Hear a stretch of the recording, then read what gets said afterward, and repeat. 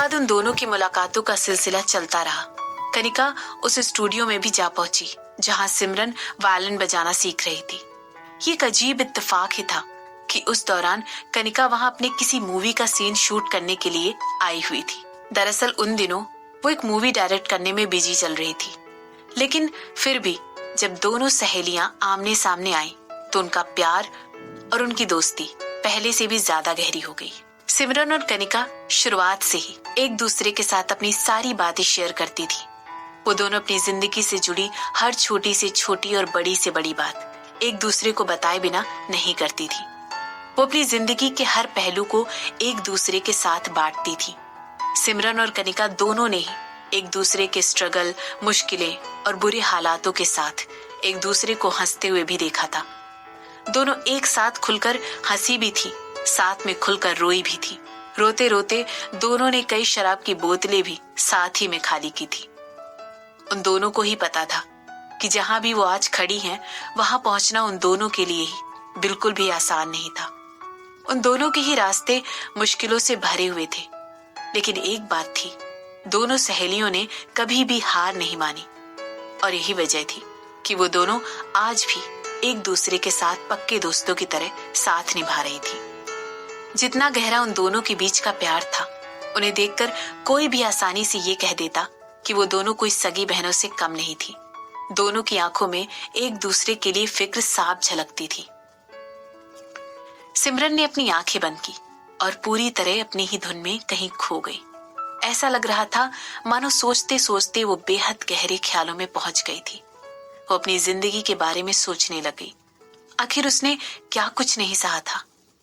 आज वो जिस मुकाम पर खड़ी थी, 7 साल पहले उसके बारे में सोचना भी नामुमकिन लग रहा था। लेकिन आखिर वो यहाँ पहुंच ही गई।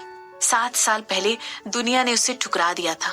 दुनिया ने सिमरन के लिए अपने दरवाजे बंद कर लिए थे और वो बिल्कुल अकेली पड़ गई थी। 7 साल पहले सिमरन और उसकी माँ का एक बहुत ही बुरा और भयानक एक्सीडेंट हुआ था। सिमरन को बचाते हुए उसकी माँ की मौत हो गई और इसी के साथ सिमरन ने भी एक जान से हाथ धो लिया। दरअसल जब वो एक्सीडेंट हुआ था, तब सिमरन 4 हफ्तों की प्रेग्नेंट थी। इस एक्सीडेंट के बाद सिमरन का मिसकैरेज हो गया था। सिमरन बिल्कुल अकेली हो गई थी। इस दुनिया में उसके सबसे करीबी और उसकी अपनी केवल उसकी माँ ही तो थी। और उस एक्सीडेंट के बाद तो सिमरन ने उन्हें भी खो दिया था। सिमरन पूरी तरह से टूट चुकी थी। ऐसा लग रहा था मानो उसके पास अब जीने की कोई वजह बाकी नहीं थी। वो बिल्कुल बेसहारा और लाचार हो गई थी। डॉक्टर ने सिमरन को ये तक भी कह दिया था कि अब वो कभी मां नहीं बन सकेगी। ये सुनकर उस पर तो मानो दुखों का पहाड़ ही टूट पड़ा था। हर चीज के लिए वो बस खुद को जिम्मेदार ठहरा रही थी। साथ ही वो दुनिया को भी दोष दे रही थी कि उन्होंने उसके साथ बहुत अन्याय किया। उसकी मानसिक हालत इतनी ज्यादा खराब हो गई थी कि उसने अपनी कलाई की नस काटने की भी कोशिश की। इसके अलावा उसने कई बार अपनी जान देने की कोशिश की। उसे अपने ऊपर तरस से ज्यादा गुस्सा आ रहा था। वो सोचने लगी थी कि वो क्या थी और क्या बन गई थी। ये सब सोचते हुए उसने कसकर अपना वायलिन पकड़ लिया। जो धुन अब वो बजाने जा रही थी, वो उसकी पसंदीदा धुन थी। कहीं ना कहीं वो उस धुन से खुद को रिलेट करती थी। उस धुन को बजाते वक्त उसे ऐसा लगता था जैसे वो बेहद बुरे सपने से बहुत ही गहरी नींद से जाग गई हो। उसे ऐसा लगता था कि बहुत अंधेरी घनी काली रात के बाद अब उसके जीवन में सूरज की रोशनी के साथ सवेरा हुआ है। और ऐसा ही उसे तब भी लगा था जब उसने जीने की हर आस छोड़ दी थी। अचानक से सिमरन की जिंदगी में उसकी नानी माँ आ गई। ऐसा लग रहा था कि सिमरन की जिंदगी में उसकी नानी माँ किसी धूप की तरह दाखिल हुई थी।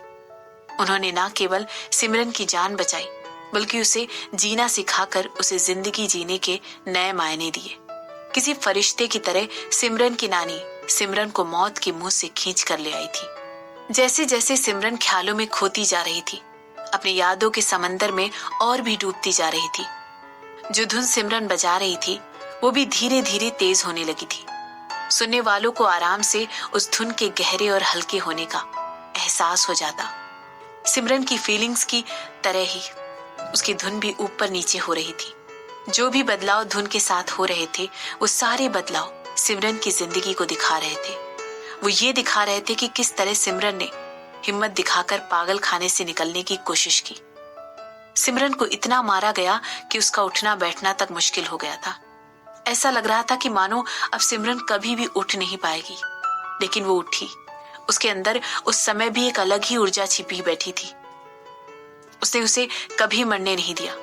उसके अंदर की आग ने सिमरन को हमेशा ये विश्वास दिलाया कि सब ठीक हो जाएगा। किसी नवजात चील के बच्चे की तरह सिमरन अपनी जिंदगी की नई शुरुआत करने के लिए अड़ गई। वो अड़ गई उन लोगों से दूर जाने के लिए जिन्होंने उसकी जिंदगी तबाह कर दी थी। उसने अपने मन में उन सभी लोगों से दूरी बनाने की ठान ली थी जिन्होंने उसे जीवन में कभी भी दुख दिया था। उसने सोच लिया था कि वो अब उन लोगों से कभी नहीं मिलेगी और एक शक्तिशाली औरत बनकर दिखाएगी। जब धुन ने दुख और तन्हाई की तरफ मोड़ लिया, तब सिमरन को उन पलों की याद आई जब उसने बिजनेस की दुनिया में अपना नाम बनाने की ठान ली थी। अपनी नानी के गाइडेंस में वो धीरे धीरे क्रूर, डोमिनेटिंग और चालाक बन गई। वो बिजनेस को बहुत ही सावधानी के साथ चलाने लगी।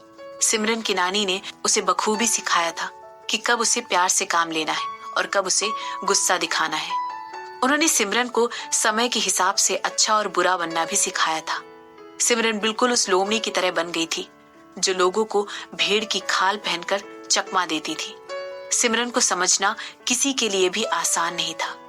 अगले 20 मिनट के लिए सिमरन की उंगलियां भी मानो वायलिन की स्ट्रिंग्स के साथ साथ नाच रही थी। सिमरन की आंखें अभी भी बंद थी, लेकिन उसका दिल और दिमाग दोनों ही उसकी अभी तक की जिंदगी पर ध्यान लगाने में लगे हुए थे। जिस तरह उसकी आंखों की पुतलियां हिल रही थी, धुन भी उसी तरह बदलती जा रही थी।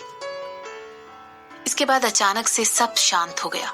जो धुन सिमरन बजा रही थी वो खत्म हो चुकी थी। सिमरन ने अपनी आंखें खोली। जैसे ही धुन खत्म हुई, सिमरन को लगा कि उसका दिल भी हल्का हो गया है। इसके बाद सिमरन ने कनिका की तरफ देखा। कनिका पहले से ही हैरानी के साथ सिमरन की तरफ देख रही थी। ऐसा लग रहा था जैसे वो जानती थी कि सिमरन के चेहरे पर जो हाव भाव थे वो उनसे अनजान नहीं थी। सिमरन ने धीरे से अपना वायलिन नीचे रखा और अपने बेड से उठकर अपनी दोस्त कनिका की ओर बढ़ गई। उसने कनिका को कसकर गले लगा लिया और इसके बाद वो फूट फूट कर रोने लगी। पूरे रूम में सन्नाटा सा छा गया था। दोनों सहेलियां इतने समय बाद एक दूसरे को पकड़कर एक दूसरे की बाहों में एक दूसरे को गले लगाकर बस रोई जा रही थी। ऐसा लग रहा था कि इतने सालों में दोनों के मन में जो कुछ भी इकट्ठा हो गया था वो दोनों ही उसे आंसुओं के जरिए बहाना चाहती थी। जो धुन सिमरन ने बजाई थी उस दिन का ये सबसे भयावह हिस्सा था। उस धुन के आखिरी हिस्से की यही खासियत थी कि वो बजाने वाले और सुनने वाले दोनों ही लोगों पर एक ऐसा असर करता था। वो धुन किसी की भी भावनाओं को जागृत कर देती थी और उन्हें पूरी तरह भावनाओं में डूब जाने पर मजबूर कर देती थी। जब भी वो धुन बजती थी, दोनों सहेलियां अंत में हमेशा गले लगकर रोती थी। इस धुन को बजाने के बाद यही अंजाम होता था। हालांकि इसकी एक अच्छी बात ये भी थी कि ये धुन किसी को भी उसके पास्ट में ले जाने का हुनर रखती थी। जो भी इंसान इस धुन को सुनता या बजाता वो अच्छी और बुरी दोनों तरह की यादों में खो जाता था। सिमरन और कनिका भी कभी बेहद टूटी हुई हस्तियां हुआ करती थी, लेकिन किसने सोचा था आज वो अपने करियर के शिखर पर खड़ी होंगी। सिमरन ने एक दर्द भरी आह के साथ अपनी दोस्त कनिका की पीठ धीरे से थपथपाई। उन दोनों के लिए ही रोना कभी भी मजबूरी या कमजोरी की निशानी नहीं थी, बल्कि वो दोनों ही इसे अपनी जीत की निशानी समझती थी। इसके बाद जब दोनों सहेलियां जरा संभली तो उन्हें कमरे में एक भारी आवाज सुनाई दी। जब दोनों ने खिड़की के बाहर झांक कर देखा तो उन्हें पेड़ तेज हवा में झूलते दिखाई दिया। पेड़ों की टहनियां हवा की बहाव की वजह से जोर जोर से हिल रही थी। सिमरन के अपार्टमेंट के बाहर तेज आंधी चल रही थी और तभी बरसात की शुरुआत हो गई।